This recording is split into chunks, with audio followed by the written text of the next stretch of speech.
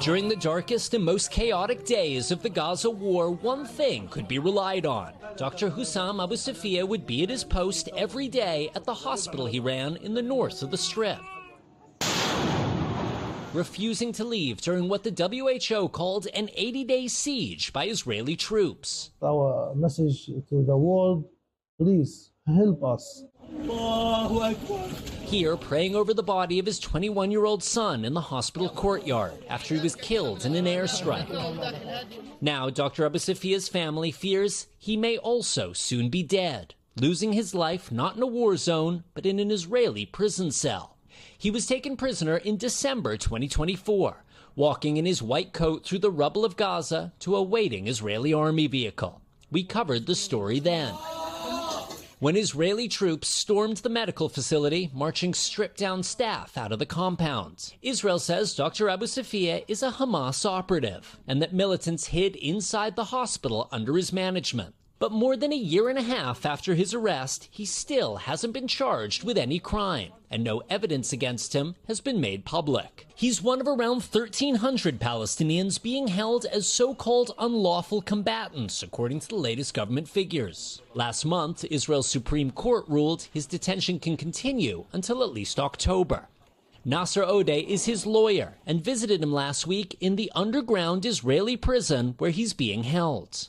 What did the doctor look like when you saw him? When he entered to the room, he wasn't able to walk, or even he wasn't able to talk. I saw many bruises and signs on his face, eyes, ears, and neck. And the first thing that he told me was, "Thank you, Nasser, but I think it will be the last time you will meet." The last time you'll meet. Abu Safiyah said his jailers beat him just minutes before the July 2nd meeting. He told me that he feels that there is someone that took the decision to kill him in the jail.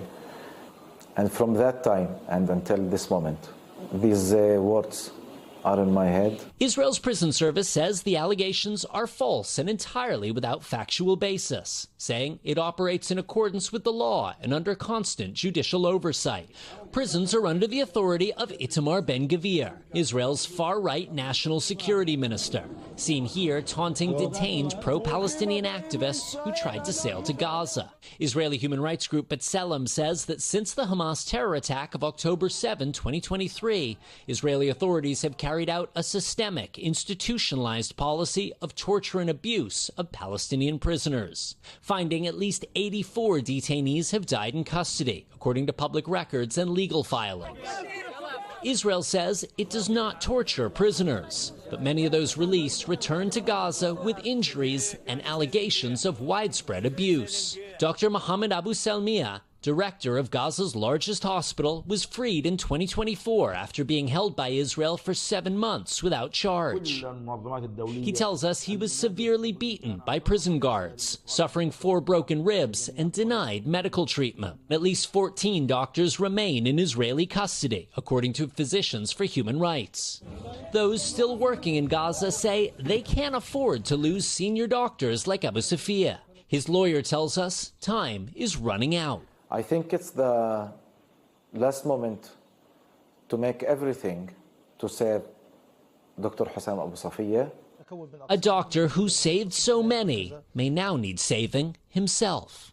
Raf Sanchez, NBC News, Jerusalem. We thank you for watching, and remember, stay updated on breaking news and top stories on the NBC News app or watch live on our YouTube channel.